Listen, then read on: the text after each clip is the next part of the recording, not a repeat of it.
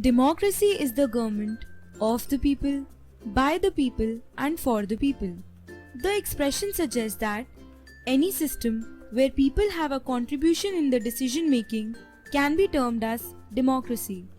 They do so by electing representatives among themselves who can take decisions on their behalf. Owing to this, India is considered as the largest democratic nation in the world. The size of its democracy is attributed to largest number of voters who exercise their voting rights during the general elections held every 5 years. But does holding fair elections a sufficient criteria for a nation to be called as democratic, or is there something more to it? Isn't the final say of the people, or the fundamental rights for each individual, or the space to criticize the ruling parties for their policies, also the essential factors which makes the country democratic?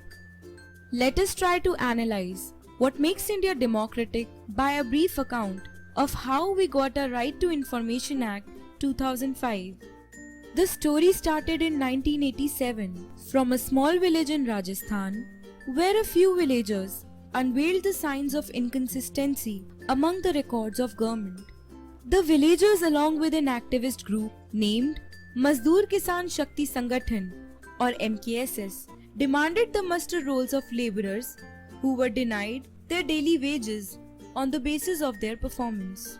To their surprise, many of the listed names in the muster rolls were either dead or had left the village. Outraged by the discrepancies, MKSS hold widespread protests demanding overall people's right to information to curb down the rampant corruption among the public departments. This also included a 40-day strike in Byawar district of Rajasthan in 1996. It was from this protest that National Campaign for People's Right to Information or NCPRI was formed, which prepared the initial draft of RTI along with the Press Council of India. As the protest started gaining mileage in different states, the pressure started building upon the government. Though the government did respond in 2002 and passed Freedom of Information Act, but it just appeared to be a narrowed version of the actual draft. To this, the eager NCPRI again prepared a modified account of the Act, which they forwarded to the National Advisory Council.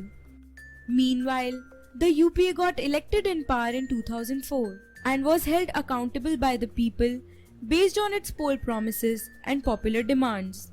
This forced the government to improve the bill as suggested by NCPRI and ultimately passed the bill on October 13, 2005.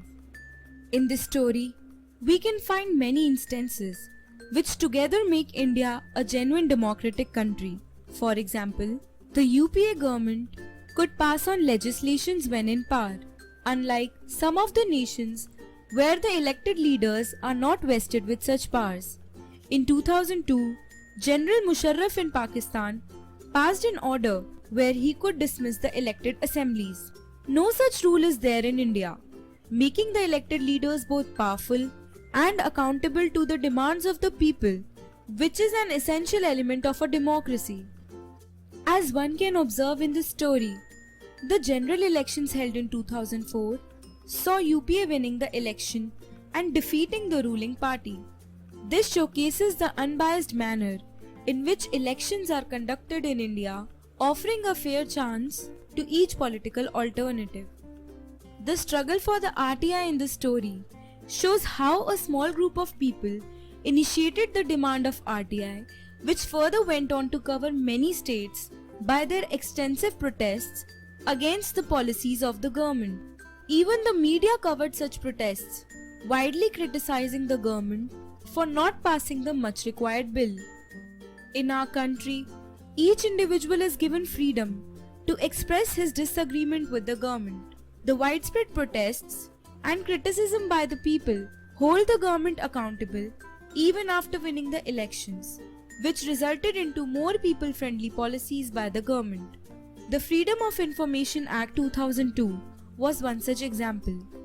In this video, we saw how our rulers are elected in a fair manner and can take all the major decisions.